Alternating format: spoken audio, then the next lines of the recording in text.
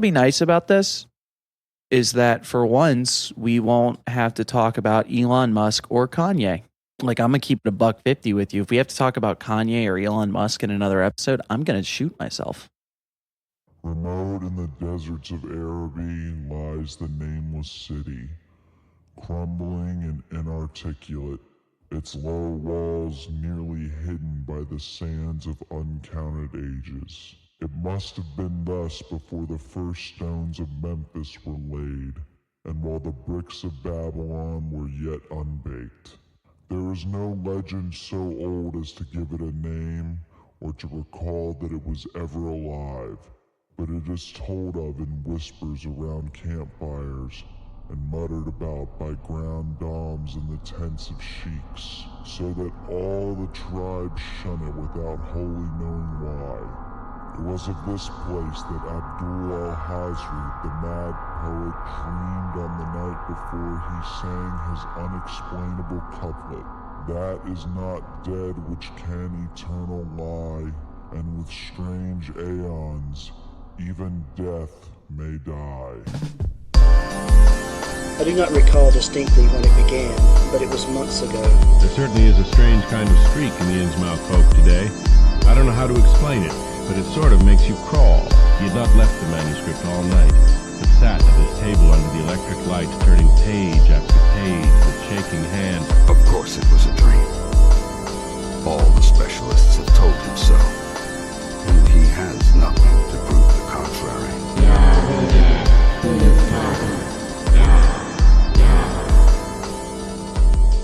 This is CMN. Welcome, everyone. I am Shugoth Madness Kennedy, and this is Chaos Magic News, the only podcast beyond the wall of sleep. Joining me is my Eldritchian co-host, Randolph, the Red-Nosed Carter. How you doing, Randolph? I have peered beyond the walls of time and space. I have seen the horrors that lie at the end of the universe. I'm doing pretty good. Good. It's great to see you, by the way. You have no idea how great it is. If you can't tell, which you can't because this is a podcast, we're in the same room today, and there's a reason for that.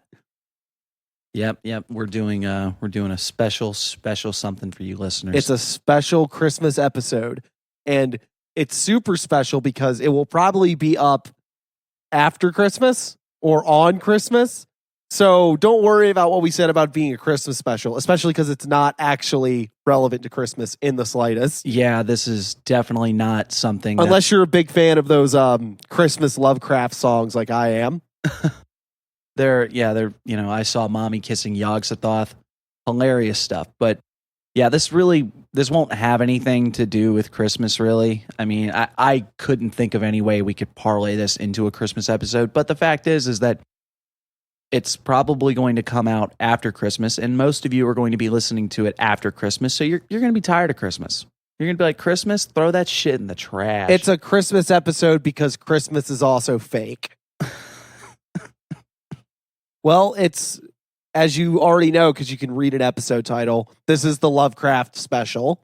Yep. We were talking about this months ago, honestly. This started off... I think we had the idea by the third episode. Yeah, I think we did too. We were making memes, and we had some weird synchronicities that popped up, and mostly it just was like, hey, do you want to talk about Lovecraft?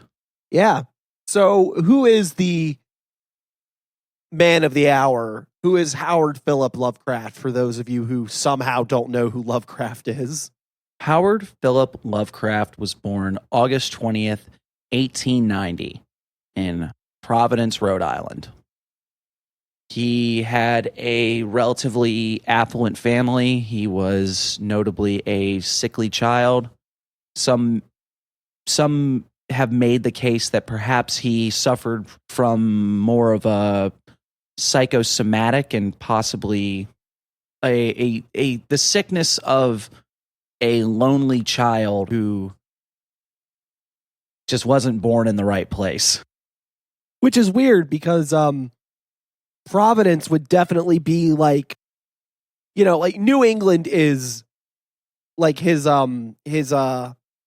like him and Stephen King do the same thing. Like all their stories, except for with the notable exception of a handful of them, Right. take place in that kind of area. Almost like Alan Moore too, where he mystified the world that he was in, the place that he was. Right. All of his stories take place in and around Rhode Island and New England in general. And then in the strangest way, he brings the otherworldliness of his writing into these places where he's writing about these cosmic entities, these sort of horrors from beyond the veil, and he's putting them right in his own backyard. But he got his start mostly writing in weird tales and pulp magazines and stuff like that. And he wrote maybe something like 3 novels in his life. Mostly wrote short stories. Yeah, most of Lovecraft's work was serialized things that appeared in magazines, which was the style at the time. And most of his work tends to have a lot of air of even an older kind of fiction in a way than the time he was writing in. Because he was really writing in the era where science fiction was really starting to take off in the magazine format as well. And Lovecraft gets classified as science fiction by certain people, but for the most part, his work is, I don't even want to say magic realism, but it kind of is in a way. It was definitely magic realism before we had a word for it. And it's magic realism in a way that magic realism isn't thought of today, because the emphasis for Lovecraft was not, of course, magic. It was the inconceivable, unrecognizable horrors. Anytime magic appears in Lovecraft's work, it's almost universally the shadowy workings of cultist and mad alchemist and such. Yeah, bizarre practitioners and madman and shadowy alchemist on the fringe. It's never presented as like this is a good idea. It's almost exclusively like the thing that leads a character into insanity and ruin. It never works out. Right. And oftentimes it's not just that. A lot of the times when it's not expressly magic, it's horrible things happening to people that weren't really looking for them. Or no, I would argue that it's very Oedipus, where it's people paying the price for searching. Mm-hmm. And I think that's part of what drew people to actually view Lovecraft as someone that was interested or presenting ideas of actual occultism, which is kind of interesting in the fact that, like, if you genuinely thought Lovecraft had something to tell you about magic, it should be that you shouldn't fuck with magic, right? Yeah, fuck around and find out is definitely the MO. Yeah. I suppose we could get more into him as a person, where largely he wasn't able to support himself. He sort of just wrote for most of his life, and at a certain point he hung it up, and pretty much by the time he said I'm done with writing, pretty soon after he just kicked the bucket. Yeah. He never really got the acclaim he deserved in life, and he never really felt that he was that good either. That's a very Franz Kafka. Yeah. And of course, he's now buried in Providence, in Rhode Island, with a nice little headstone that says, I am Providence.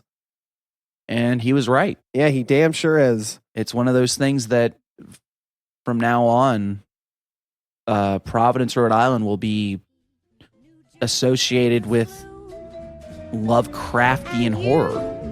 You come from Rhode Island, and little old Rhode Island is famous for you.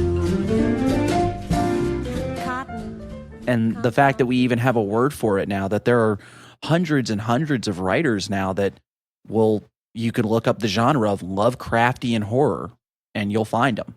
And he developed a large circle of friends and people that it continued working on his, not just his style of fiction, but what would become the greater Cthulhu mythos or the Lovecraft mythos. And that would also mark the great turning point in his writing, because before then he wrote a little bit. He wrote, the Eric Zahn and the forgive me, the story I forget the name of, but we all know it. It's the one where there's a curse on the family, and it turns out that it's because the guy who said, "I'm going to curse you," found a way to keep himself alive for hundreds of years, and he just kept sneaking into the houses and killing people. Yep. And his name's like Evil Magician in French or something. Yeah. I am Yvel de Saucier.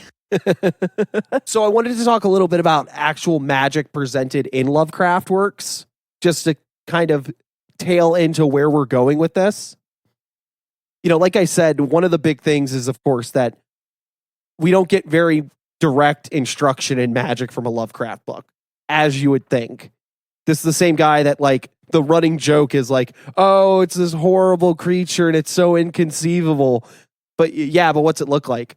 Can't tell you. Can't tell you. It's inconceivable. Inconceivable. But the whole of magic as presented in Lovecraft is usually comes from accounts written after the fact of strange goings on, lights, weird voices, and strange cases of possession or things like that. Very, very rarely do you see much of anything at all as far as what's something I could steal and start using. You don't see a lot of that. And a lot of the quote-unquote occult or magical goings-on that happen are notable that people didn't even do anything, where they just went to the wrong place. You come across the island and a group of sailors do what hundreds of occultists were trying to do on accident, and they wake Cthulhu.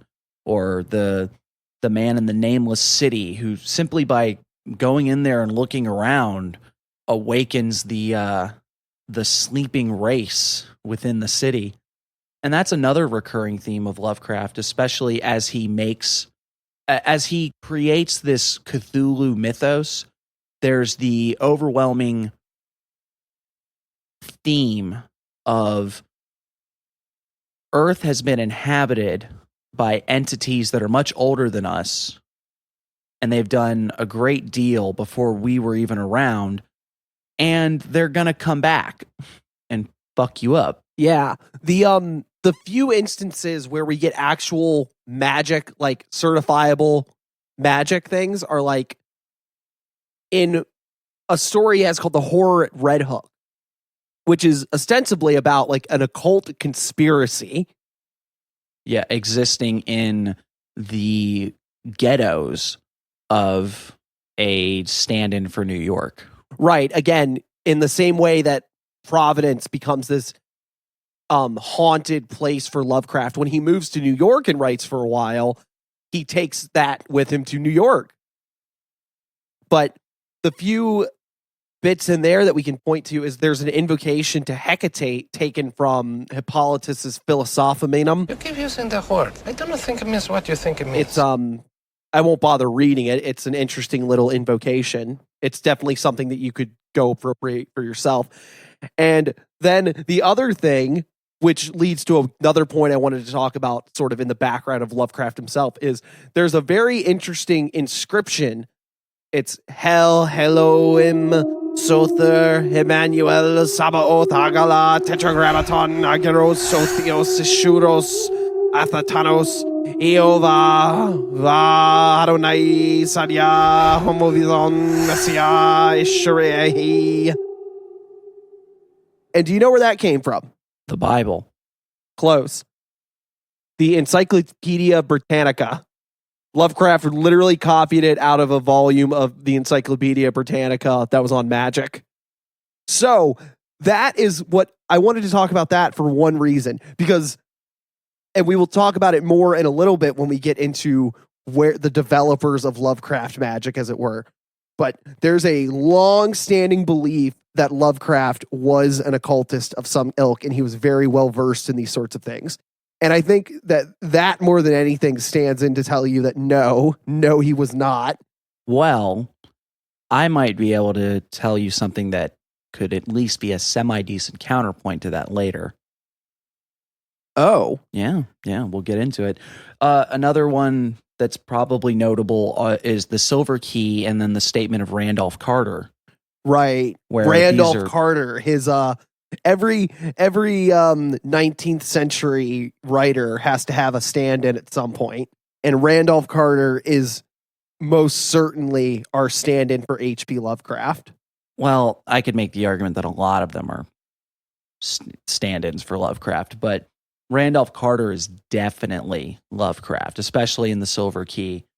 But it's a notable example of a man who uses an occult working to slip the bonds of time and return to his childhood home where he was happy, and then slip off into some other unseen world.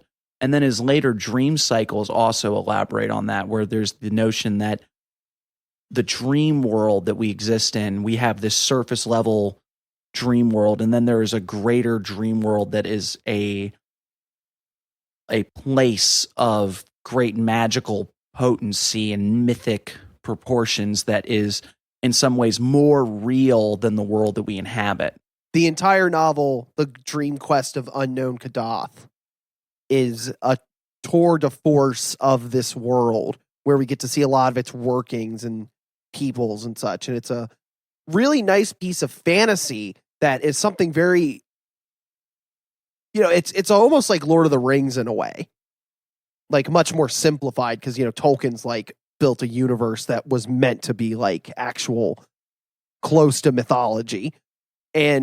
But Lovecraft does a very similar kind of move with this, where it's like a high fantasy novel, and it somehow manages to tie in to the rest of the Lovecraft mythos. Absolutely. Then other notable examples would be the curious case of Charles Dexter Ward, where it is an actual breakdown of Charles Dexter Ward's descent into insanity because he picks up the occult workings of an ancestor, and it describes notable experiences of his ancestor doing magic and then being killed by the local townsfolk when they figure out he's a big spooky woo-woo. And then Charles Dexter Ward eventually becomes possessed by the spirit of his ancestor. And then the only case of magic really being shown as a positive would be the Dunwich Horror. Right. Where through magic, a set of sons are sired by Yog-Sothoth mating with a woman, and then a professor uses an incantation to repel the title character, I suppose, the Dunwich Horror itself. He uses an incantation to send it back through the veil. And that's probably the only case of magic being used to get out of a bind rather than just getting you into one. Right.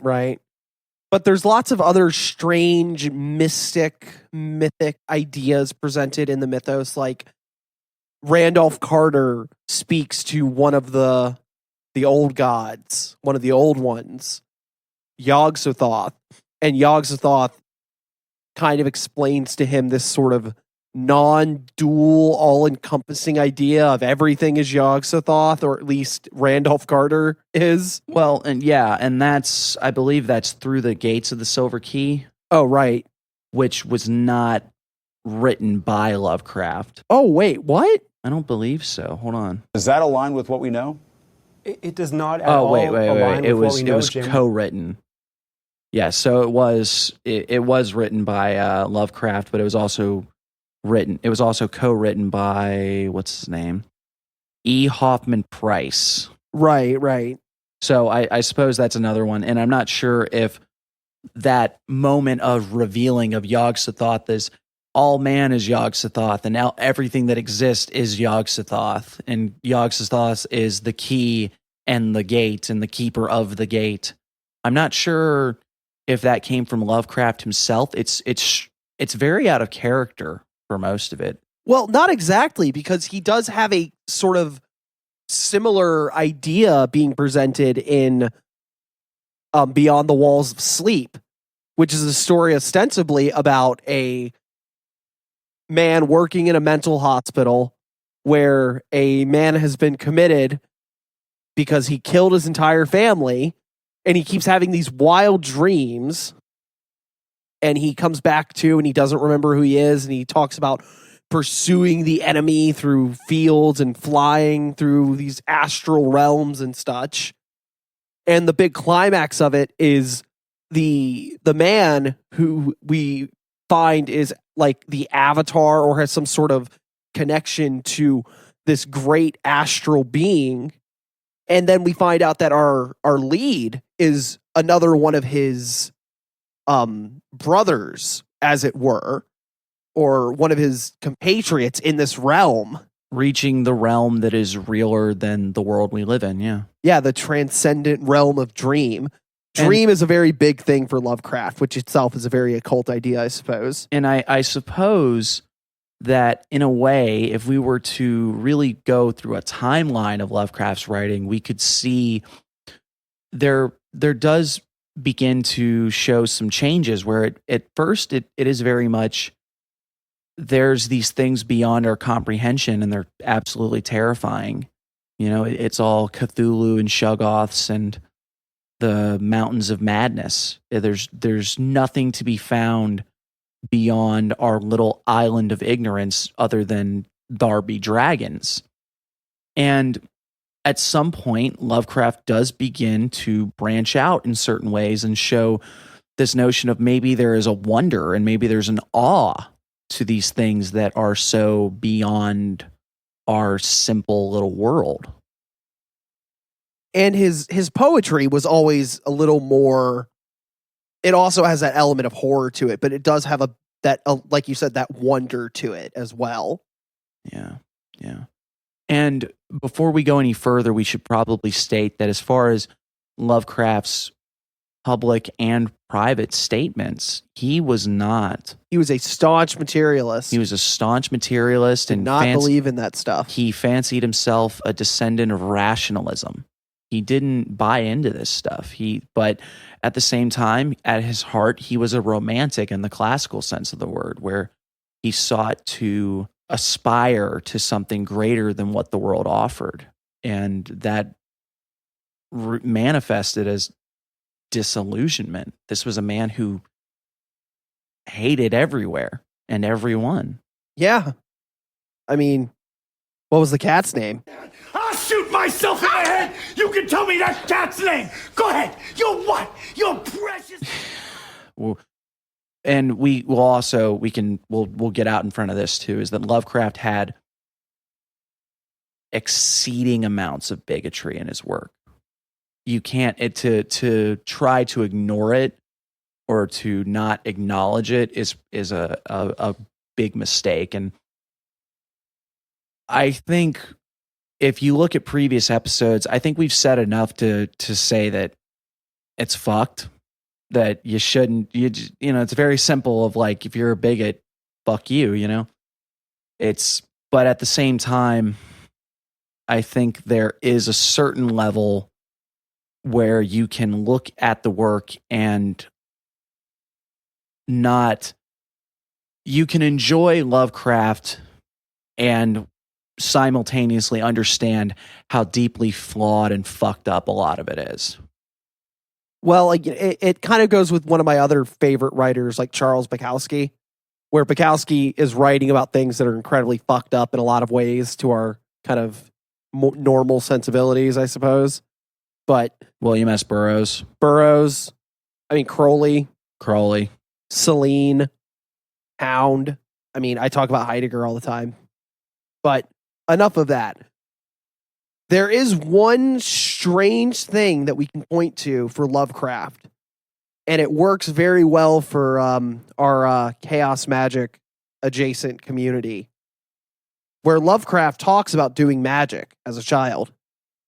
He does. In his autobiographical accounts, he discusses being a child and building altars to the old Hellenic gods. He never, the Christianity he was familiarized with as a child never resonated and never took hold. He didn't, but instead he felt a calling where, as I think many of us did in weird ways, we were all probably weird children, and he did something with it. He built altars. He made offerings. And there's a particular quote that I should have found before this, but he's discussing the irrationality of Christians coming to him and such, talking about like, oh, I've experienced Christ. And he's like, anyone that tells me that they have experienced the reality of Christ, I can tell that I've seen the great god Pan hiding in the forest. That's very strange considering his literary mentor of oh, it's undoubtedly an Arthur Mencken reference. Yeah. The great god Pan. The great god Pan. And that's and that in and of itself is a very chaos magic statement of, I said it in the last episode, is that I don't know if there's a soul or a spirit or gods or anything, but I think the experience of these things is incredibly real. Right. So, that being said, let's talk about the shift between when people stop reading Lovecraft as great spooky fiction and start taking him seriously from an occult perspective. Well, it happened almost immediately. Yeah, of course. There's another quote that I couldn't find for this episode, and I'm so mad I haven't been able to find it. I have to wade through the entire collected works because it was the only place I've seen it published is just a little blip before a story where he's talking about, he wrote a letter talking about another one of his collaborators to one of his collaborators. Fucking hack. Yeah, exactly. He just he talks how much shit about it. He just hates this guy and he's so stupid and he has no talent for writing and he's such a moron that he thinks that when he first met me, I had to tell him that Cthulhu and the Necronomicon weren't real. Certain older handicapped people who are pathetically in need of some cheering influence. These, even when I recognize them as incapable of improvement. When he first made Lumley's acquaintance, Lovecraft reported with great amusement that the old gentleman actually believed in Yog-Sothoth and Cthulhu. And my understanding is that a great many of his admirers were taken in on the same ride. People thought that Nyarlathotep and Cthulhu and the Necronomicon written by Abdul al-Hazred was an absolute reality. That was something that he had cobbled. They were wondering, where can I find a copy of the the narcotic manuscript and everything else? Yeah. Where's Miskatonic University? See, here's the real problem because, we're making the joke about the story of the alchemist that comes and kills the family that has a name like fucking, Dark Wizard LeBleu. Dark Le Wizard. Yeah. But then he names the guy who wrote the Necronomicon Has Read. All has read. All has read. All has read. It's literally a pun. But that being said, I think what really finally does it in for Lovecraft and makes him a part of the occult world is everyone's favorite little nutter butter, everyone's favorite son of the sun, the wonderful and enigmatic Kenneth Grant. If anyone is responsible for Lovecraft's continued relevance to actual occultism, I think it's Kenneth Grant. Yeah, if Crowley is our Uncle Al, then Grant has to be crazy cousin Kenneth or something. Yeah. He's definitely at the family reunion and everyone's happy to see him, but we all know boy's a little off. Yeah. And it starts early. It starts in his very first major work, the Magical Revival. Should we give a brief on who Kenneth Grant is for anyone who doesn't know? Because I can do it in like 3 lines. Go for it. He was a student of Crowley who Crowley couldn't stand. It was later in Crowley's life. He became friends with Crowley because he was a big professed occultist, obviously. He read everything. And he found Crowley books at a time where Crowley books were not what they are now, where you can just fucking find them all over the place or on the fucking Amazon and shit. You're walking down the street and you trip over 3 Crowley books. Ah, damn it, another copy of Liber Abba. He was writing to Crowley at these addresses trying to join the OTO and the AA and stuff. And, Crowley didn't live there anymore and shit like that. But he finally meets him and he became his secretary. And by secretary, I mean like his gopher. Like he would just he'd get him fucking shit and he'd go cash his checks for him and all that kind of nonsense. Probably get him tobacco. Kenneth, will you go get my opium prescription? Yes. And you know how he paid him? Magical teachings, which is hilarious because I can hear all the people being mad about oh, you shouldn't profit from magical stuff. And it's like Crowley literally out here if you go get me my opium prescription, I'll initiate you into the 9th degree. The Christopher S. Hyatt quote of I have a 9th degree from the California OTO and a 9th degree from Rigardi, and between the two, I can't get a hamburger at McDonald's. Crowley knew better. He said, no, you give them the initiation, and then they give you the hamburger. So I'm going to read a little bit from the Magic Revival. Well, first I have one more thing to say. What? I will gladly initiate you Tuesday for a hamburger today. Freighter Wimpy. So after a little diatribe talking about drug use and magic with Crowley, we have this. Howard P. Lovecraft, the New England writer of macabre tales, would have agreed with Crowley's depreciation of the use of drugs in favor of more natural means of magic control. In a letter dated June 11, 1920, Lovecraft wrote, I never took opium, but if I can't beat him for dreams from the age of 3 or 4 up, I'm a dashed liar. Space, strange cities, weird landscapes, unknown monsters, hideous ceremonies, Oriental and Egyptian gorgeousness, and indefinable mysteries of life, death, and torment were daily, or rather nightly, commonplace to me before I was 6 years old. Today is the same, save for a slightly increased objectivity. But Lovecraft seems not to have passed the final pylons of initiation, as evidenced by his stories, and particularly his poems, in which, at the last dreadful encounter, he invariably recoiled, resolved not to know what horror lay concealed behind the mask of his most critical incarnation. He was haunted by his dweller on the threshold, failed to resolve the enigma of his own particular sphinx, and because of this, no doubt, feared to use drugs in case his nightmare vision swept him beyond the point of no recall. Understandably terrified of crossing the abyss, he forever recoiled on the brink and spent his life in a vain attempt to deny the potent entities that moved him. Little wonder the tales he wrote are among the most hideous and powerful ever penned.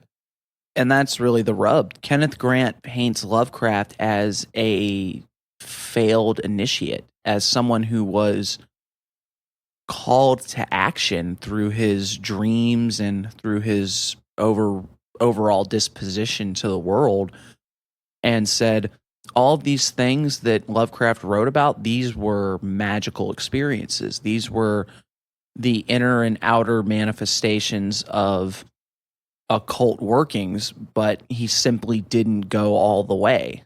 Well, it's even deeper than that, because Kenneth Grant has an entire theory on art and fiction and creativity and genius that's informed by Crowley's writings on genius. Anyone who knows the concept of the HGA, or I don't know, even the daimonion of Socrates, they kind of get this idea, and it's not something that's going to shock them.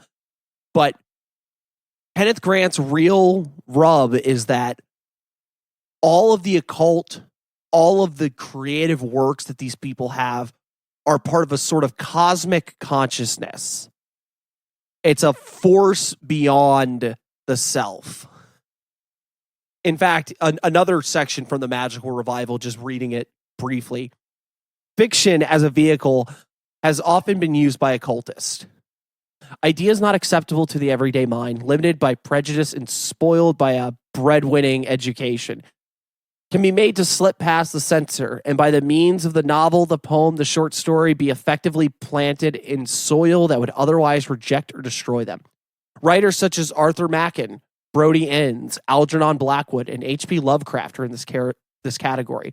Their novels and stories contain some remarkable affinities with those aspects of Crowley's cult dealt with in the present chapter. Themes of resurgent atavism that lure people to destruction, whether it be in the vision of Pan or as in the case of Machen and Dunsany, or even the more sinister traffic with denizens of forbidden dimensions as in the tales of Lovecraft. The reader is plunged into a world of barbarous names and incomprehensible signs. Lovecraft was unacquainted both with the name and the work of Crowley, yet some of his fantasies reflect, however assortedly, the salient themes of Crowley's cult. And then there's an interesting little chart that just compares some stuff that HP wrote and some things that Crowley wrote. And I'm not going to lie to you folks, this is where we see Kenneth Grant at his best. And by that, I mean Kenneth Grant just finding the most cherry-picked nonsense he can come to make it all sound similar. We have All As If, the Book of the Arab. This is frequently referred to as all-powerful in a magical sense. And then he compares it with El Vel Legis, the Book of the Law. This book is claimed by AC to contain the supreme spells. And then he has the Great Old Ones. The Great Old Ones of Night. The Great Old Ones of the Night of Time, a phrase which occurs repeatedly in the rituals of the Golden Dawn. Yog Sothoth, a barbarous name to evoke most evil. And Sut Thoth, Sut Typhon, identified as Crowley's holy guardian angel. Yeah, but it kind of goes on like that. Like, it's all very shoehorned together. It is an exercise in a strange sort of comparative mythology. It's what happens when you, I believe it's what Robert Anton Wilson referred to as the metaprogrammer in a way. It's the ability to assemble information and make it fit in weird ways. And if we're just talking about interpretation, as I believe Nietzsche said, all we have is interpretation. It's definitely not something that I could say has a historical basis or anything like that, but it's where Kenneth Grant went with it. And he had this notion of the magician. The goal of the magician was to reach between the zones of real and unreal and sort of pull things in between. Kenneth Grant also takes a stab at pointing out Lovecraft's occult pedigree through the connection of the various other writers who were members of groups of like the Golden Dawn. Mencken was notably. Mencken and Algernon Blackwood both. Right. And honestly, he doesn't write another book that doesn't extensively reference Lovecraft in some way. And he very much takes the various bits of Lovecraft ideas, things that don't even necessarily connect at all, and builds onto his own sort of theories of the draconian tradition throughout history. And, you know, there's hell, like, I mean, the Typhonian trilogy, and don't let the Typhonian trilogies, because there's fucking 9 books. And I've gone through all of them recently and read like Star Wars. Yeah. I've read all of them in kind of preparation for this, and there's not a single one that doesn't have lots of Lovecraft in it. And even if it's as simple as pointing out like references in the earlier works, or to the point where he just actively subsumes the Cthulhu mythos into his own magic and starts talking about its relevance.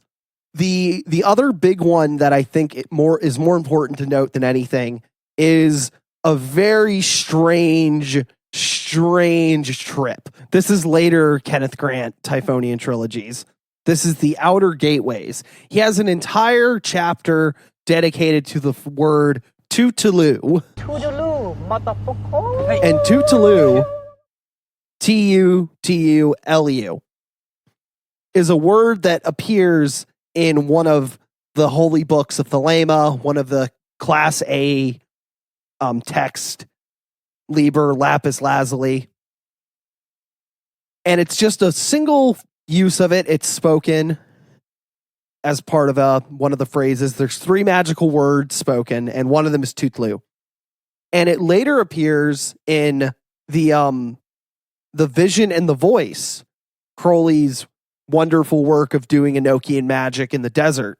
And in that work, he mentions, as he translates the rest of this Bathic, as it would be called by Grant later, phrasing, he says that it's untranslatable. And Kenneth himself kind of expounds upon it through this entire thing, because it's, oddly enough, used again in the second Aether, but not really, as a little bit of research will tell you. And this is really Kenneth Grant sort of shining as he goes through and sort of just doesn't quite get things right in a way that supports his theories. He has this whole idea of how it translates to who will attain and who shall attain, and he relates this word, obviously, to anyone that can understand words that sound similar to Cthulhu. Wait. You mean things sound like things? Things sound like things. Do things also possibly look like things? I guess. Oh my God, the Hermetics were right. As with my eyes, so in my hands. But, and like I said, he gives this whole chapter giving all sorts of different explanations of this word and how it relates to the Aeon and how it relates to the crowning of Cthulhu upon the earth and various things. And he gives it the constant spin of, this all sounds like really terrible, awful things because Lovecraft is a moralist and he can't understand things, so he thinks they're evil. But Crowley, who doesn't have that pesky moralism, saw it for what it really is. But there's also this whole thing about it being the word of the Aeon, because Crowley didn't actually pronounce his word, which goes into, if you don't know anything about Thelema, all you need to know is that it's a big deal that every magus, which is like the big top dog fucking position in his magical system, says a word that proclaims a new Aeon or something like that, to that effect. And like the other maguses in the world are like Moses and Krishna and Tahuti, Siddhartha, you know, the Buddha, like all these things, like, and you know, obviously the last one is Crowley. By the end of it, I think what we're really getting at here as far with Kenneth Grant and the Lovecraft magic is Kenneth Grant takes these very interesting kind of ideas and relates them and makes them intelligible. You can drink now because I said intelligible. He makes the phenomena intelligible in terms of Thelema and his sort of greater Typhonian cult ideas that he would develop later.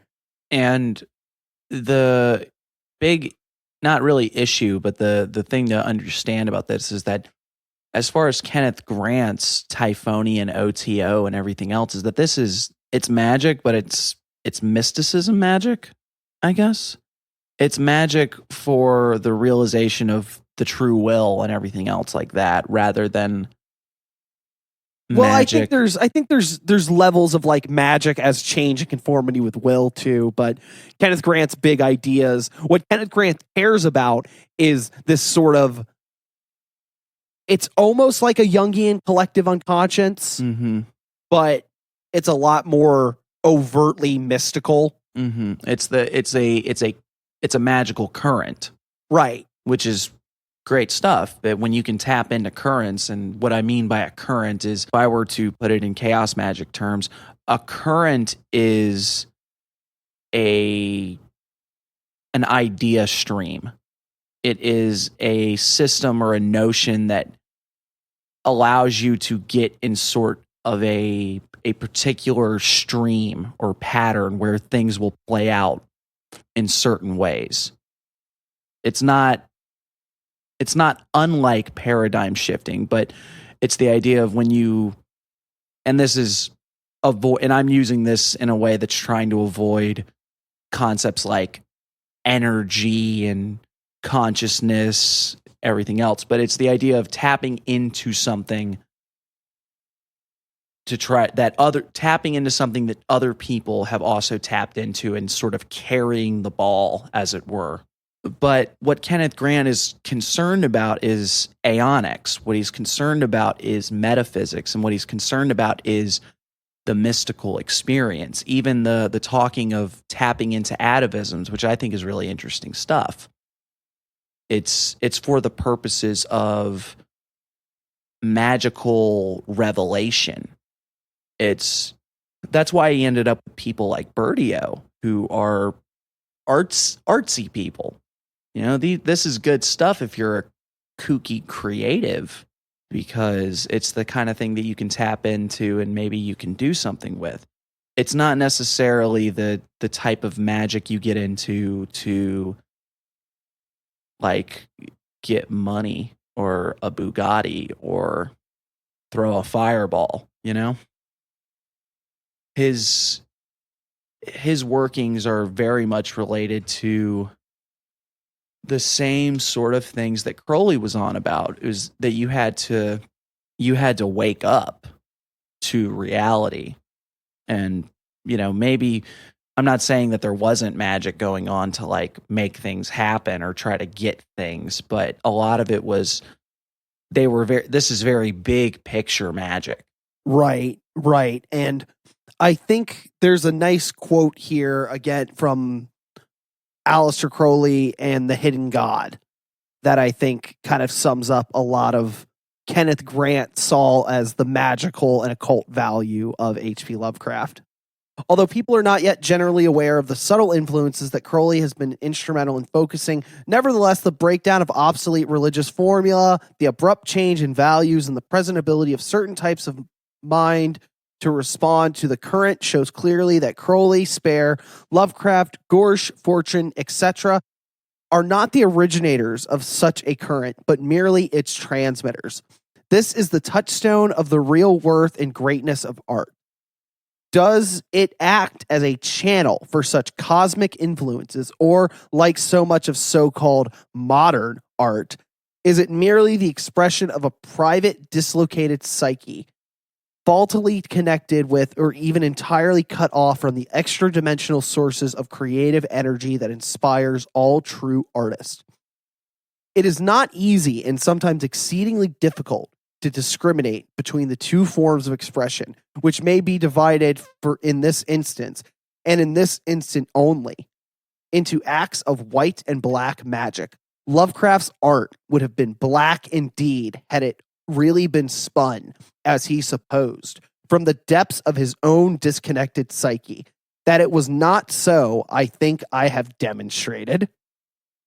So, for anyone that doesn't speak nerd, what he's saying is that if Lovecraft got his ideas from where he thought he got his ideas, namely his own disillusioned, sad New Englander boy psyche, this would be an instance of the sickest and lowest forms of art. But instead, what it is that Lovecraft was the unwilling or unaware transmitter of a greater cosmic truth that goes back beyond him, beyond Crowley, beyond time, beyond the Golden Dawn, beyond the pyramids of Egypt, beyond the gardens of Babylon, beyond, like you said, beyond time, from before time, from outside of time, where the great cosmic boogaboo lives. You're right. Kenneth Grant was also very big on like aliens and UFO type stuff in a way. And a lot of people are very much into the weird. A lot of people that have the UFO occult connection are people that would either really dig Kenneth Grant or do dig Kenneth Grant. Or they're the opposite and they're like, no, these are all demons. Well, right.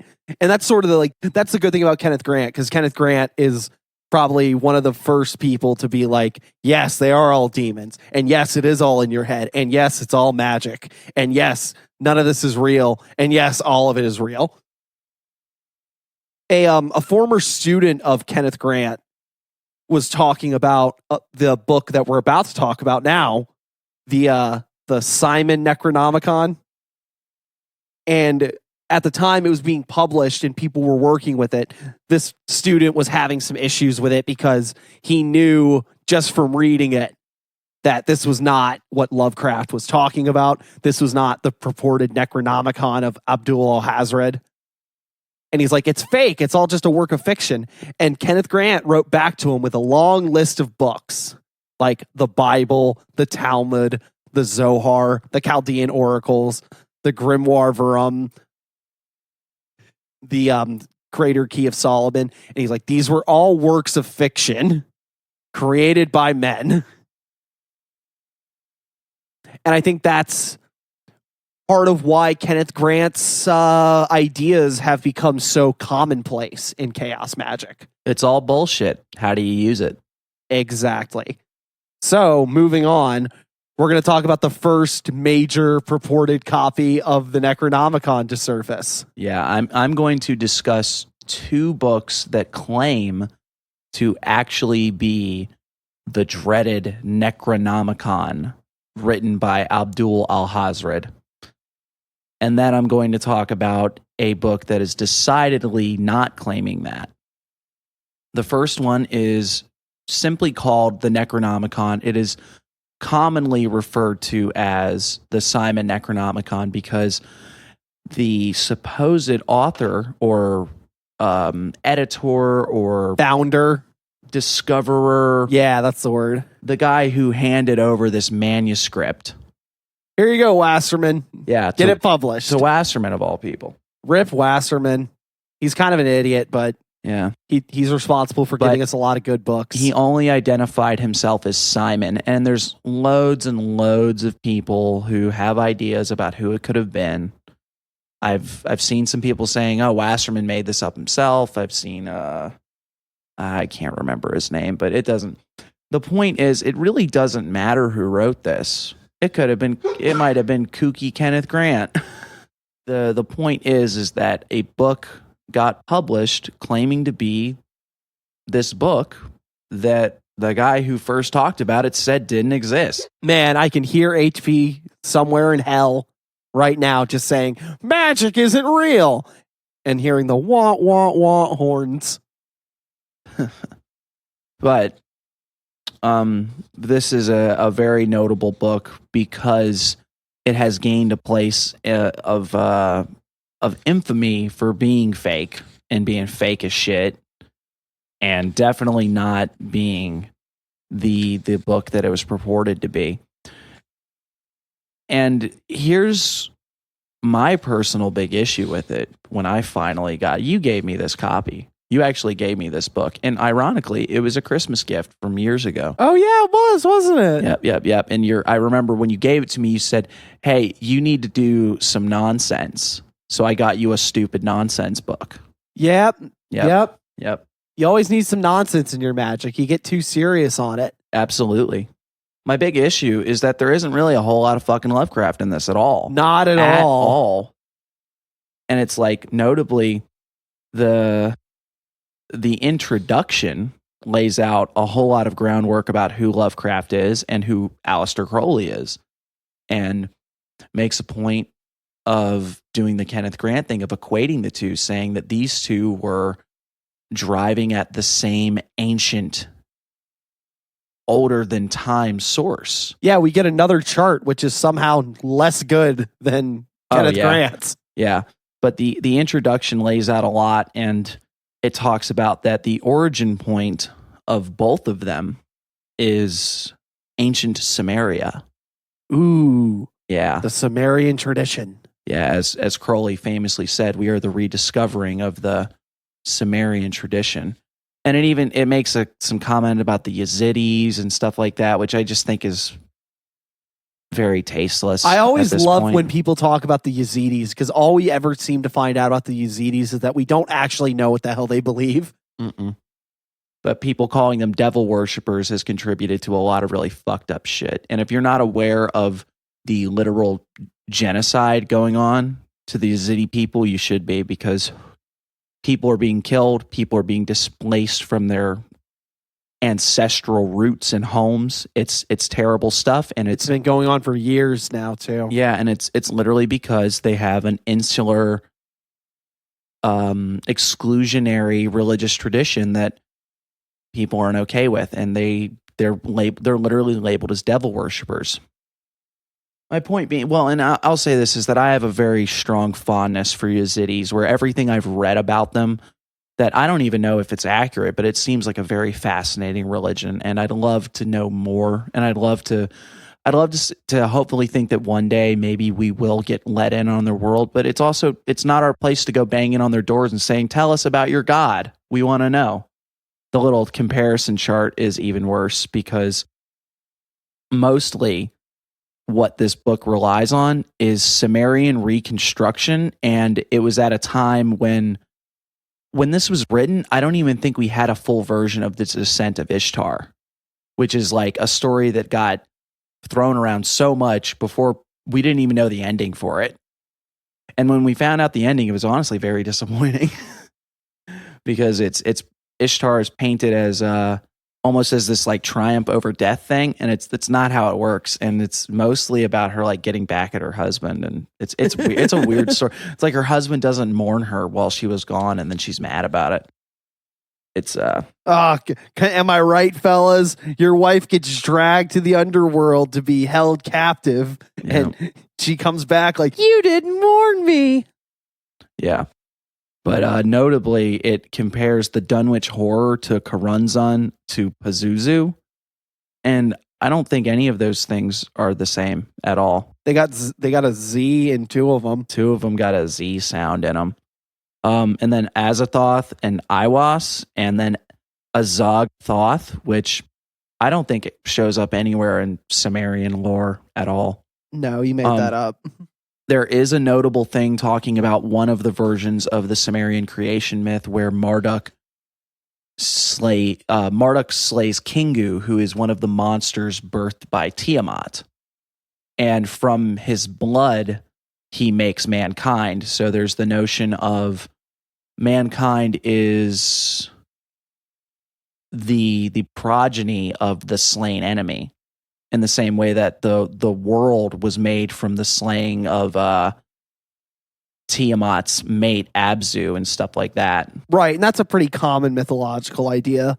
But in this, it paints it as these were Tiamat and Abzu are equated with Cthulhu. Really now? Mm-hmm. They're equated with Cthulhu and the Great Old Ones, or the ancient ones, that sort of thing. But here's the big issue, is that this shows a fundamental misunderstanding, or an intentional misunderstanding of Lovecraft, where it claims that Lovecraft is showing a ongoing battle of good versus evil, in which the elder gods versus the great old ones. And if you read the later Cthulhu mythos, particularly like Derleth and people who came after, there is some of that where there's this attempt to sort of make sort of human gods, some things that are more reminiscent of the Norse and Hellenic gods, who basically kicked ass and took names and beat all the tentacles back. But Lovecraft never touches on that. He talks about Nodens at one point, but Nodens is even described as like a gray primal horror, you know? Yeah, and the other mention of like more human-like gods that comes up in like the Dream Quest of Unknown Kadath kind of makes them like secondary. They're like earth gods. Or there's the outer gods, which is one of my favorite stories, where it talks about the gods that live up on this great mountain sort of thing, right? And no one's ever supposed to go up there, but a guy who, through his hubris, thinks that he is wise and that he should be allowed to see them, goes up there and he's pulled away by the outer gods, the ones who are greater and protect the lesser earthen gods. So imagine like you went up to Olympus and you were carted off by Yog-Sothoth and Cthulhu and Nyarlathotep. Like you were... The idea that like you think you found God and then you find out God, then you find God's boss, or like God, or worse, like God's big brother who wants to protect them. All right, Jesus, I'm coming for you. Oh, what's this? Oh no, Mega Jesus. I'm being pulled into the sky, and then he's just gone. Yeah, which is I find that to be a very fascinating story. But the point is that Lovecraft really doesn't paint a good versus evil story at all, like ever.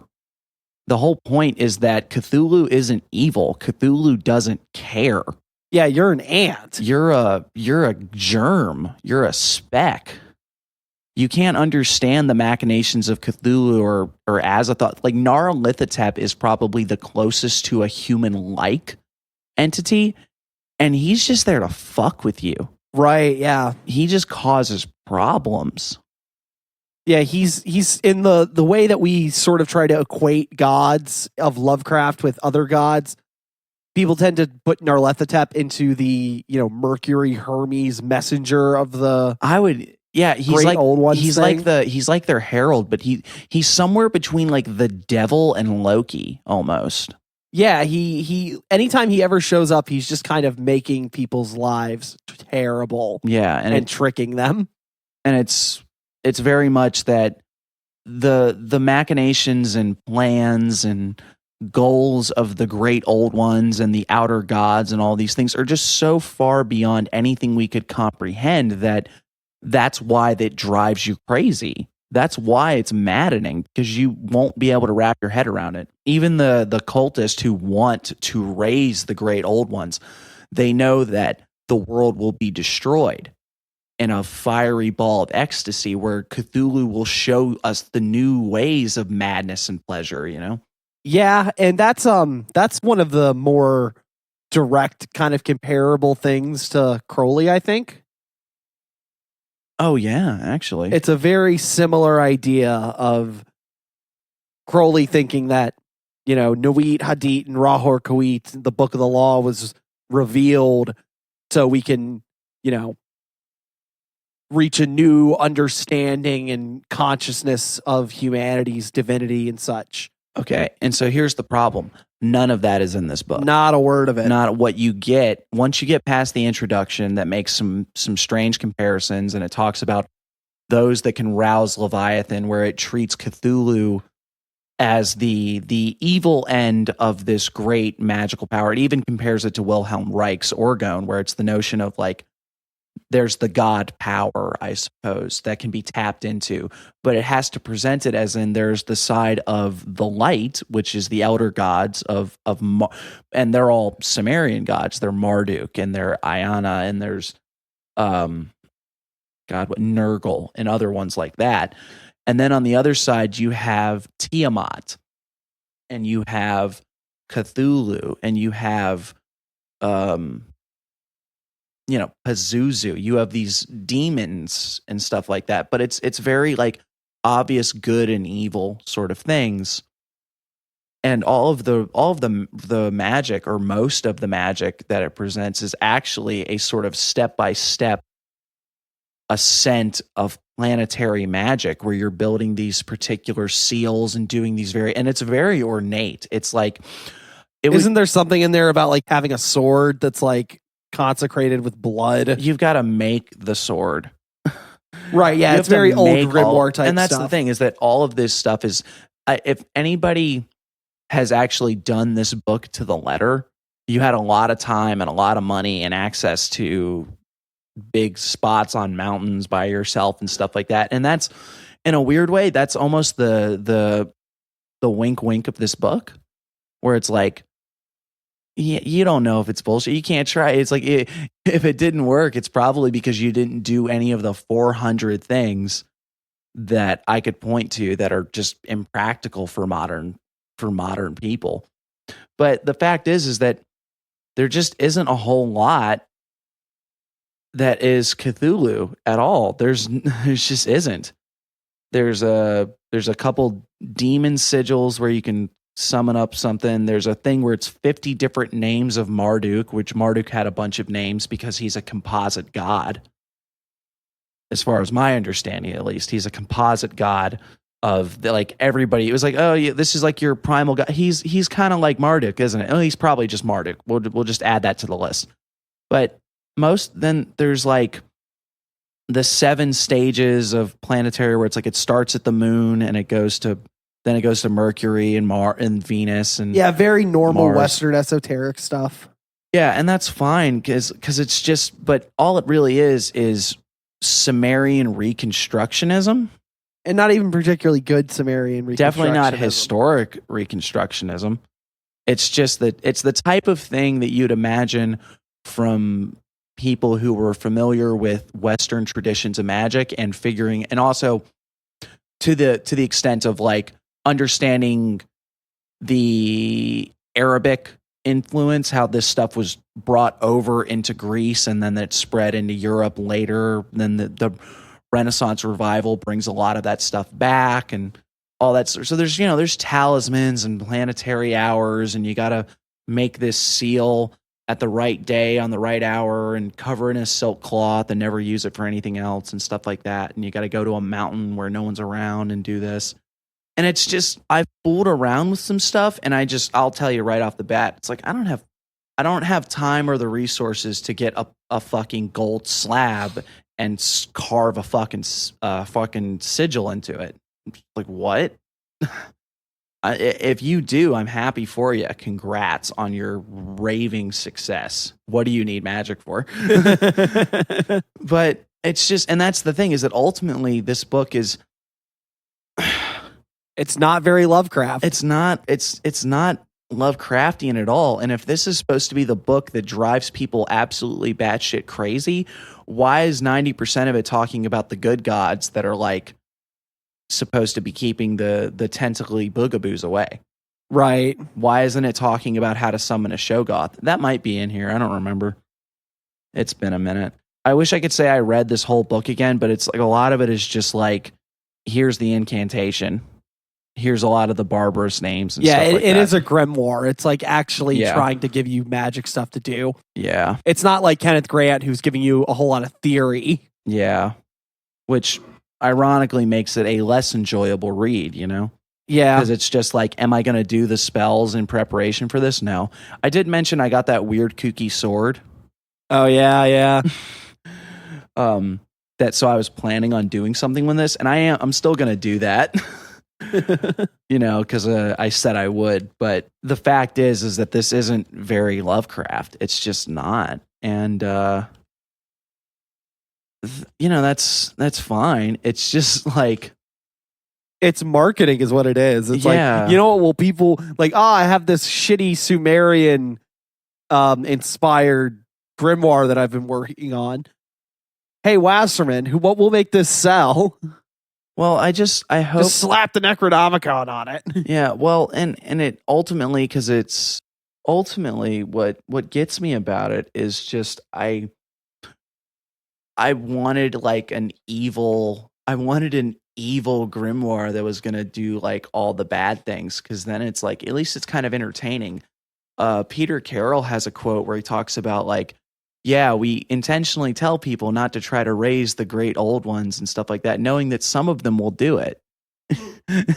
And that will bring the cream of the crop will, the good ones will do what we don't tell them. Yeah, the those that break the rule and will possibly, maybe some of them will go crazy, but maybe some of them will bring about the great work of summoning the dread alien beings. Yeah. And I don't know if he meant that metaphorically or if he was expressing an actual belief in these sort of entities, but it was neat. But the problem is that you can't do that with this book. At least 90% of it. You're not summoning, there's nary a tentacle. Now, the next Necronomicon we're going to talk about is far, far more interesting and really fits the bill. Do tell. Yes, yes. I believe it was edited by George Hay. I don't remember the name of the researchers, but there is a lovely, lovely introduction by a man named Colin Wilson. Colin Wilson. And if you guys don't know who Colin Wilson is, he belongs in your trinity of Robert Anton Wilson, Peter Lambert Wilson, and Colin no middle name Wilson. The three Wilsons. The three Wilsons. And they're all great. They'll all, you genuinely, if you don't know Colin Wilson, you should look into him. He wrote The Outsider. He wrote The Mind Parasites, which is his attempt at Lovecraftian fiction at the behest of Derleth.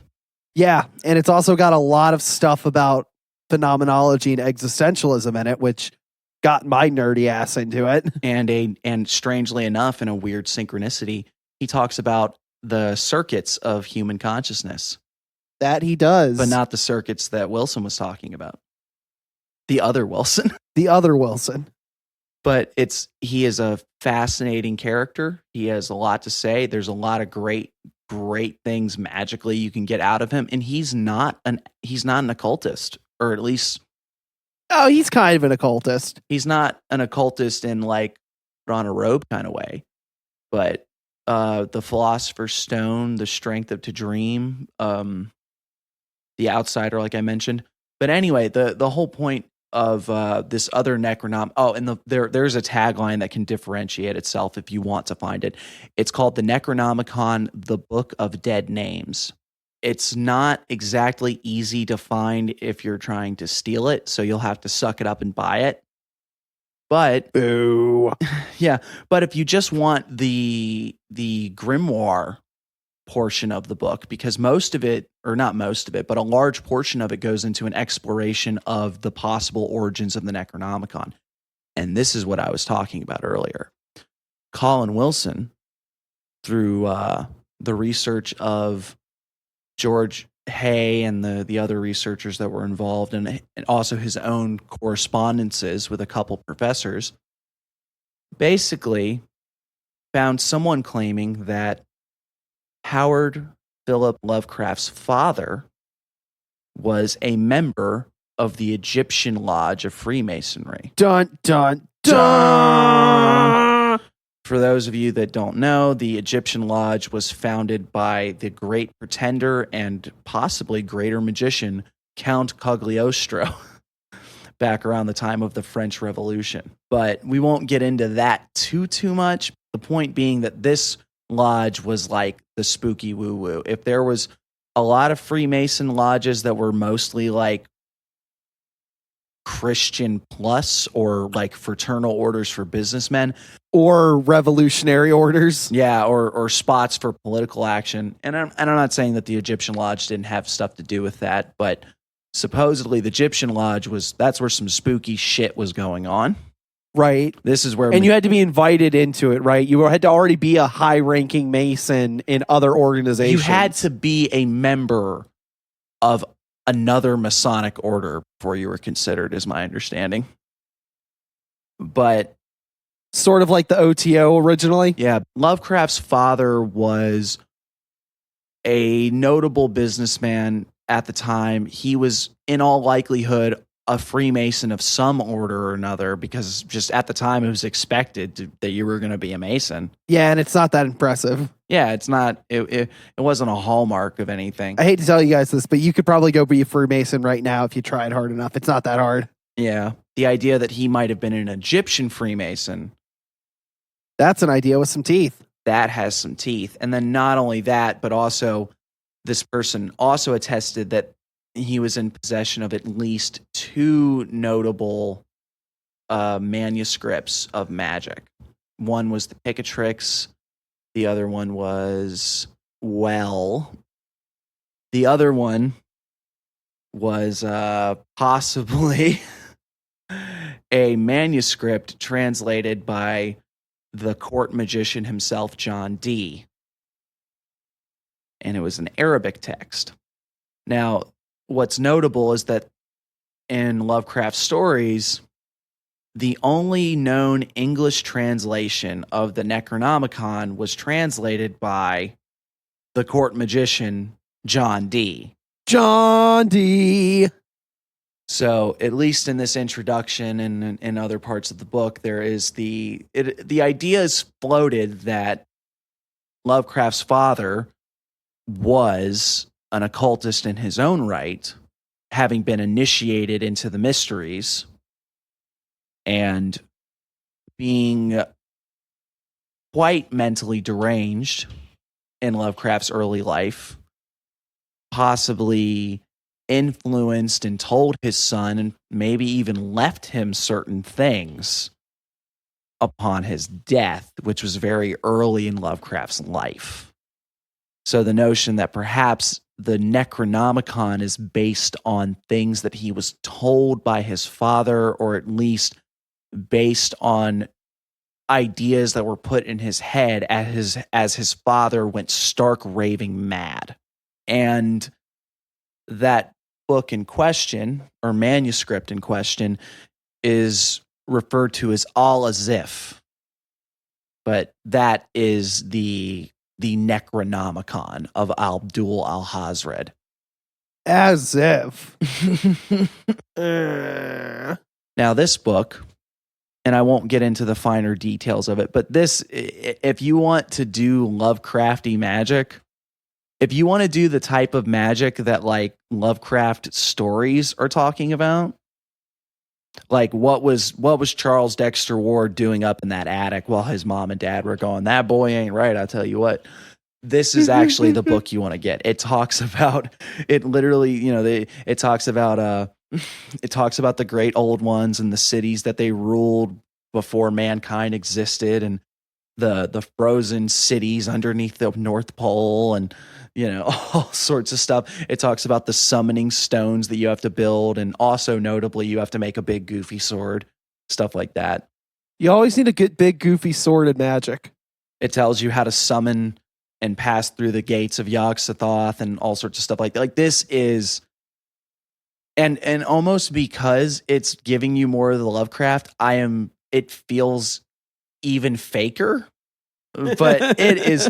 But the problem is that you read Al-Azif, and this is what you wanted. This is what you wanted. This is what you wanted. You want someone taking this 100% seriously, trying to tell you that this Lovecraft shit is real. This Lovecraft shit definitely real, and here's how to do it.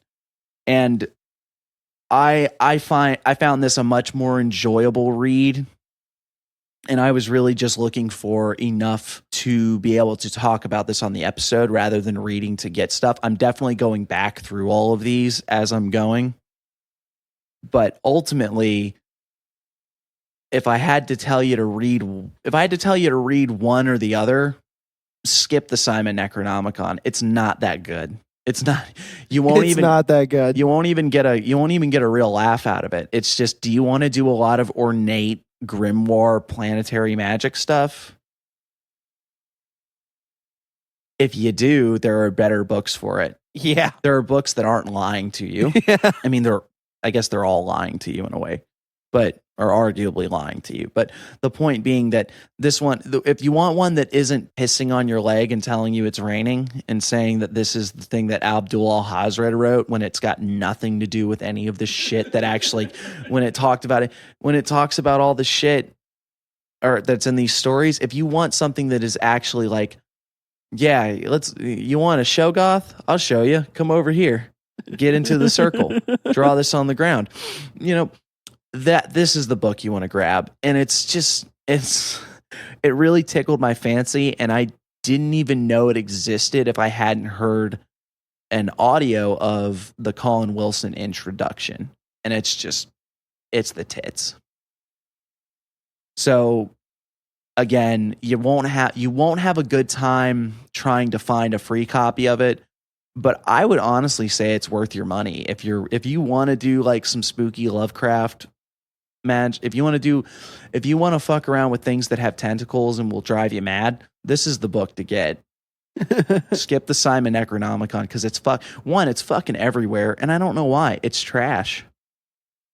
Because Weiser has a stranglehold on fucking occult books. I don't know. I shouldn't say it's trash. I hear a lot of people saying that if you take it seriously and you do it, it'll be some stuff. It's like, yeah, but you're summoning like. But how can I take this seriously? But you're if you want to treat it like it's real, you'll get crazy results. It's like, yeah, but your crazy results are going to be like ancient Sumerian gods. That's not what I wanted. I wanted something with an octopus head. I want to get a fish person in my apartment right now. I want a deep one to wander up, even though I'm 300 miles inland. He's going to follow the river. He's going to come out of your toilet. So, in the trinity of, because I have a trilogy. We started with Kenneth Grant, so we got the trilogies. The third book you wanted to talk about is now time for something completely different, kind of in a way. Yeah, and I think that this is honestly this is notable because we're going from Kenneth Grant equating Lovecraft with Thelema and sort of building a composite system to the Simon Necronomicon and this Al-Azif, which is making a sort of an attempt at a wholesale standalone sort of system. Now we're going with Phil Hines' Pseudonomicon, which is just chaos magic. It's taking Lovecraft and going, all right, what does a chaos magic do with Lovecraft? Or what does a chaos magician do with Lovecraft? And Phil Hine is just on his A game. This is a great book. Like if I was going to tell you to get any of these books, it would be this one.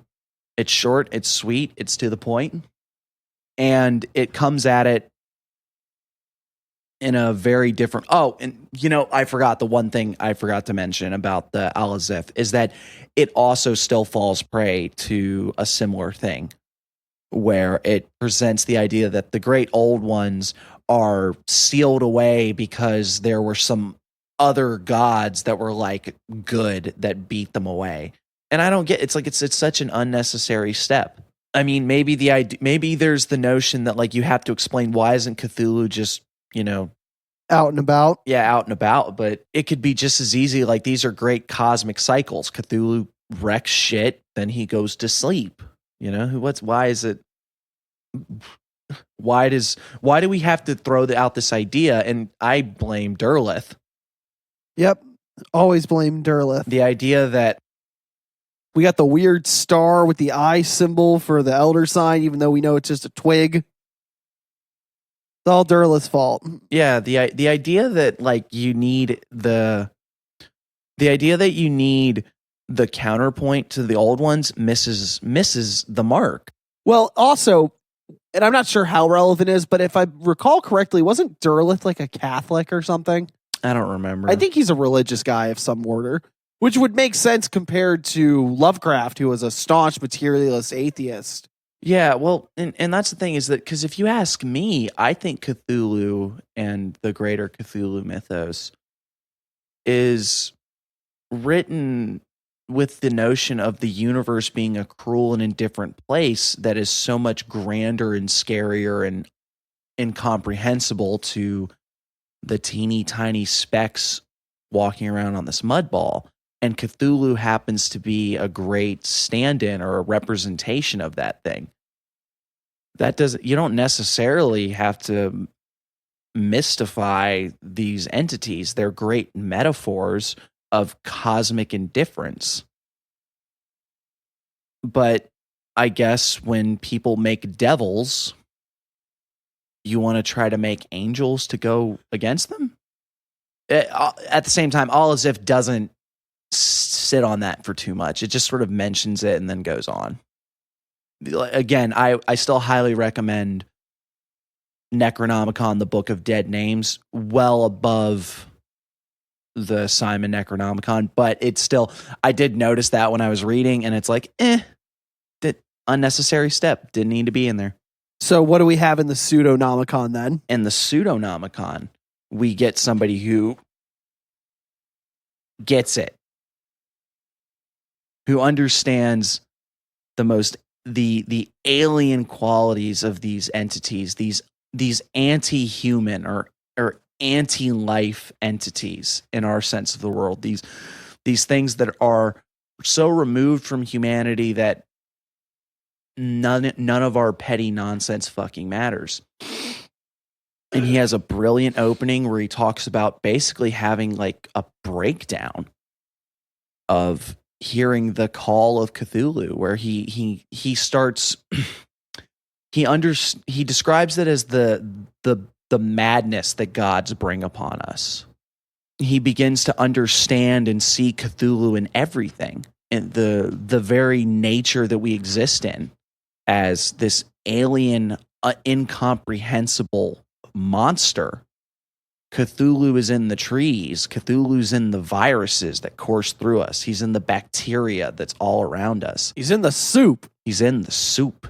He's in the great ocean. You can feel his presence. Ubiquitous, waiting, sleeping, but not dead, dreaming. Complete sidebar. This just reminds me of that thing about Derrida. The guy walked up to him and asked him about cinema, and he's like, "Oh, it's everywhere. It's in the bread, in the coffee," because he thought they said cinnamon. Yep, he was talking about cows, and then it's like, I am mispronouncing chaos. I am Derrida de Saucier, evil wizard. So, what else is in the Pseudonomicon? Do we get any more grimoire type things, or is it more of a... No, there are great exercises and explorations of all the notable Lovecraft entities. There's also a great primer, I guess would be the word, for a sort of chaos magic sensibilities of approaches to this sort of thing, and why you should, not only like how to do it, but why you should and what kind of benefits you can get. The notion of antinomialism and breaking yourself down and pulling yourself apart by embracing the presence and understanding of these incredibly non-human sort of creatures. And I think that he probably does the best job in illustrating the sort of otherworldliness and alienness of the Lovecraft mythos and the beings that populate it. And he does more to make a compelling argument about why you should care than I think we probably do on this podcast. And like I said, it's super fucking short. It's a quick read, but it's great stuff. He really cuts through a lot of the bullshit. And he even acknowledges that just going by Lovecraft's work, there's such a bare bones as far as systems that you have the opportunity to create a system and a way of working with these things that's deeply personal and unique. And that's not a bad thing. In fact, I think even an approach of, say, hypothetically, you read the Simon Necronomicon and you read Al-Azif, and then you get the Pseudonomicon, you'd probably be in a great standing to get a deep one in your sink, or a Shoggoth to help you with your laundry, or God forbid you summon Nar-Halithatep and he leads you down the paths of madness. I think the practices and ideas he lays out in this book are as thought-provoking as they are well put together, and I think it's honestly one of the better explorations of the subject. And I guess it's important that it's coming from somebody who is a chaos magician rather than someone who is coming from the stuffy robe tradition, I suppose, because then there's that urge to try to make it fit, make it historical, add the elements of the Western tradition in the way that grimoires were laid out. Instead, he's much more like, here's what this thing is about. This is what this is what Cthulhu is about, and you should understand that, and then you should make your rituals to work around it. That's great. I think we have a couple other random Necronomicon ideas to throw out here, just because I think it's some of them are kind of cute. Obviously, as almost as early as possible, people started coming up with like fake listings of the Necronomicon for sale and stuff. Apparently, the Vatican regularly gets requests for the Necronomicon because people think that it's in the Vatican library. Well, where else would it be? I mean, yeah, if anyone's going to have it, it's probably the Vatican library. A fictional version of it that was written in a complete fake language that was indecipherable was published in 1973. That's great. Love that. Not to rain on your parade about Al-Azif, but that was apparently written by occultist Robert Turner. Oh, okay. Yeah, so I guess all of that might be a bunch of load of hokum too, but it's a lot better of a hokum than the Simon Necronomicon. Oh yeah, well, and that was the other thing is that I'm genuinely curious because Colin Wilson, one of his flaws, I suppose, is that I feel like he's very much taken in by a lot of like paranormal phenomenon. He's written books about like poltergeist and stuff. Well, yeah, and he wrote on Crowley too at various points. Yeah. But I think that I don't know if he's lying, and I don't know if it was a case of like, because imagine reading that intro and then going into that grimoire and being like, oh shit, this might actually be real. You know? I think it because it's like, and I guess the problem is that almost the mixing of the truth with the lie, you create a far more compelling lie rather than some guy named Simon showed up with a book. Right. Let's see. In 2004, occultist Donald Tyson published his own version of the Necronomicon. I don't like Donald Tyson. No. I just don't. Not a big fan either. At least he stated fairly clearly that this is fake. There was also one by George Iodanis. I'm not sure if I'm pronouncing that correctly. It's Greek. It was written in 2008, and it's called Necronomicon, a study of the forbidden magic of Lovecraft and the great mystery of Stargate. It's published entirely in Greek. Modern Greek or like Coptic? Modern Greek. Finally, there was a Necronomicon plush book published. And by published, I mean created. It's a pillow. Someone made a pillow that's just the Necronomicon. Well, and then I suppose like the Evil Dead. Ah, yes, the Evil Dead. The Necronomicon Ex Immortis. Yep. Book of the Dead. So if you want to summon a Deadite, and I know for a fact there's like production copies of like that book, but it's not really a book. It's like a bunch of indecipherable language and kooky art. Yeah, and it's got a face on it because it's like made out of human skin. Ooh, bound in human flesh, written in human blood, which is very inconvenient. That shit wouldn't hold up at all, would it? No, I don't know how long blood lasts on paper, but I don't think it lasts long enough. Oh, well, to round out the end of the episode, I guess then, I suppose you want to talk about any experience you've had doing Lovecraft magic?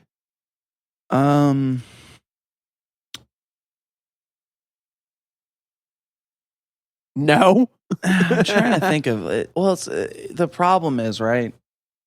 Like I can tell you about my experiences with the Simon Necronomicon because I did stuff with it when you gave me the book, but it's nothing shocking. It's the type of shit that you'd expect from doing Sumerian reconstruction magic, not spooky tentacles. Right. You know? I don't know. I'm really trying to think of like anything because it's like I think one of the big benefits of this sort of thing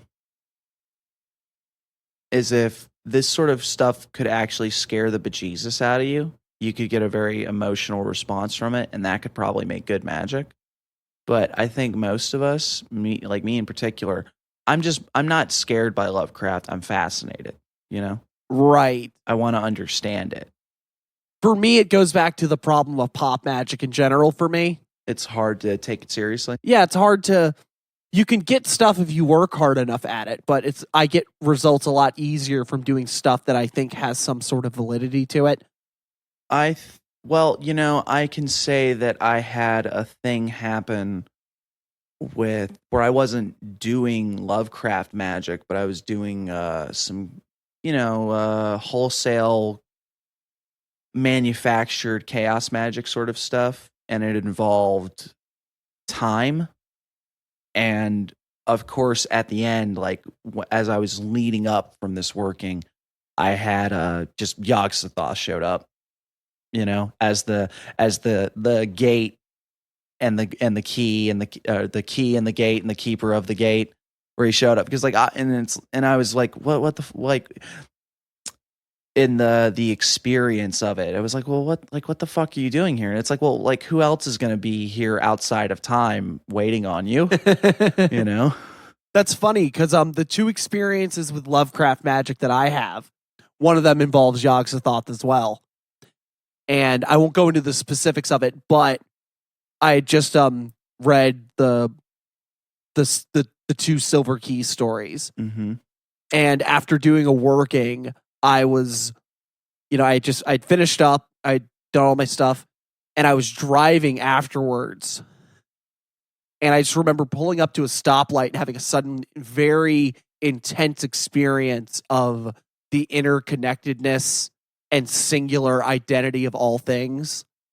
And it, revealed itself as Yog-Sothoth. Yeah, all things are Yog-Sothoth. Yeah, and I remember out loud saying that all things are Yog-Sothoth. Mm. And the other one I had is inspired by the other Wilson.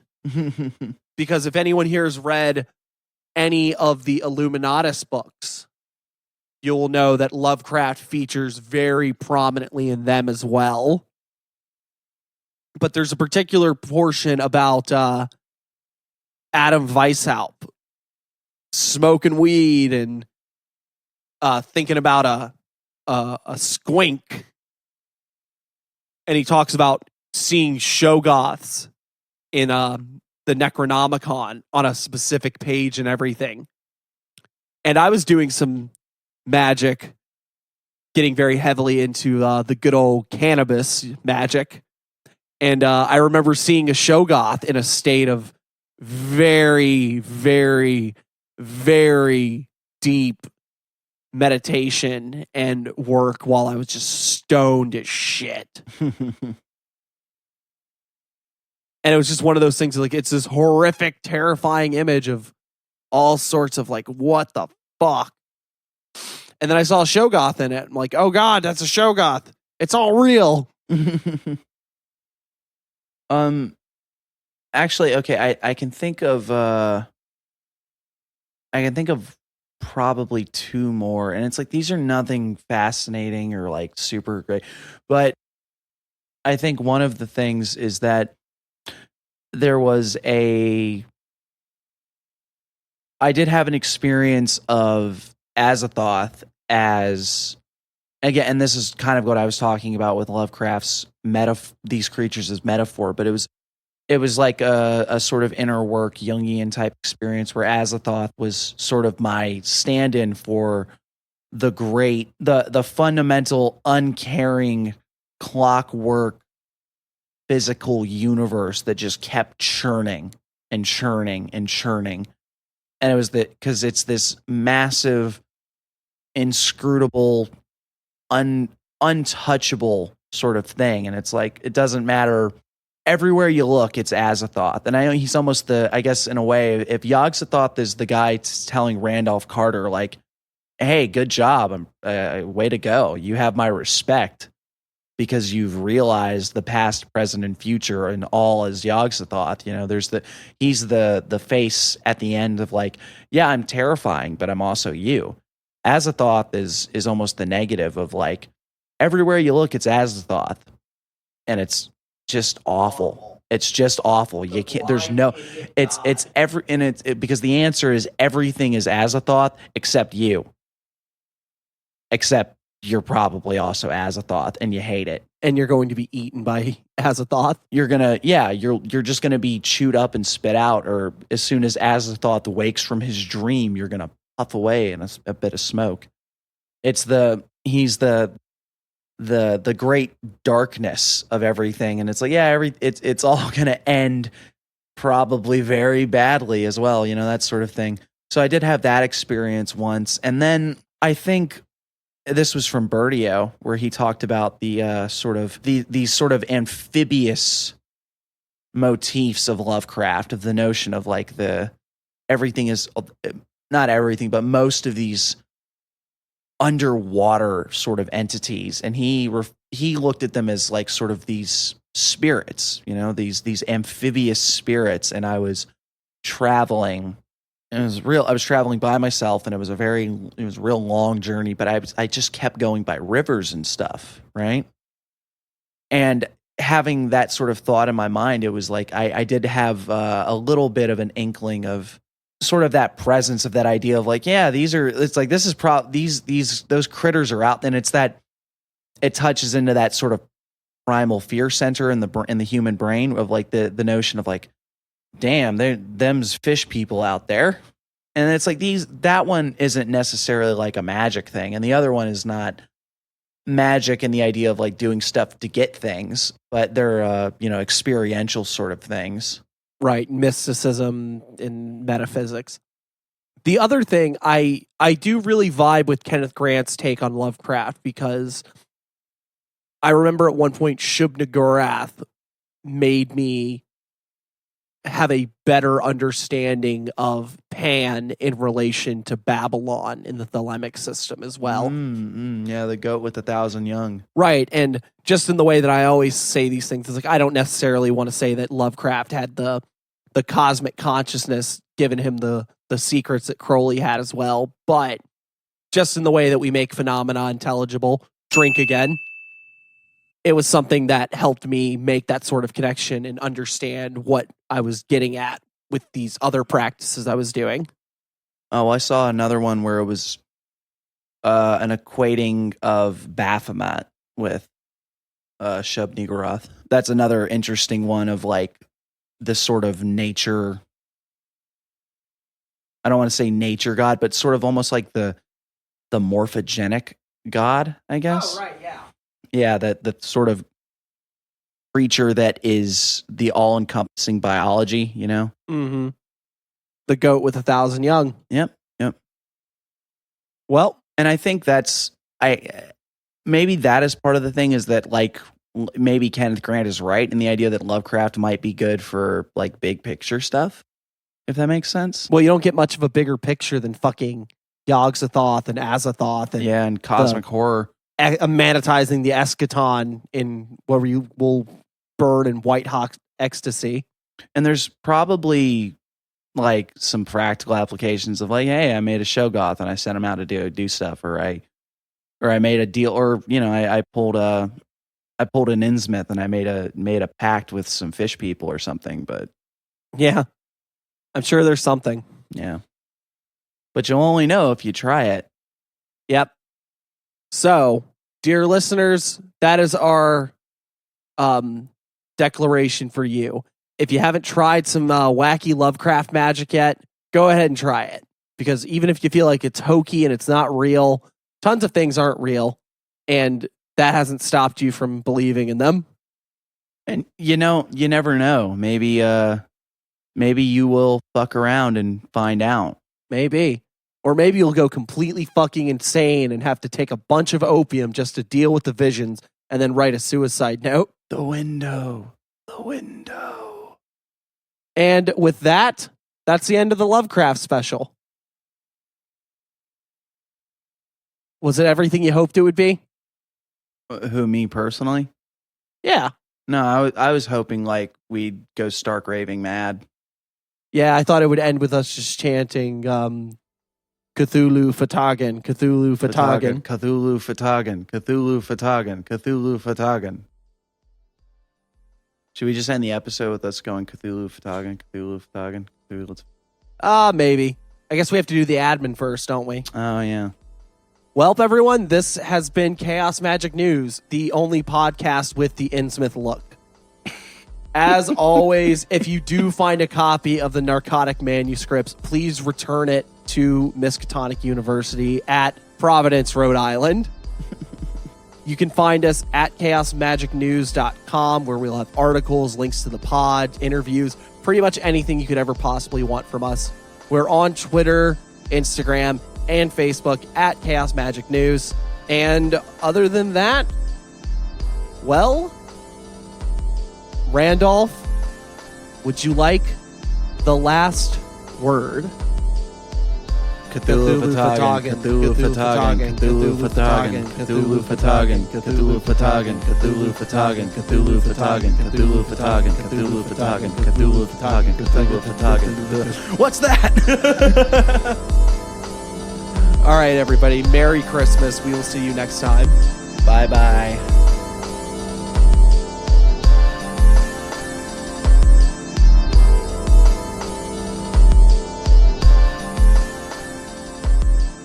Lefty, loosey, righty, tight. That doesn't help when you're trying to figure out headphones. Has nothing to do with headphones. It doesn't, but that's fine.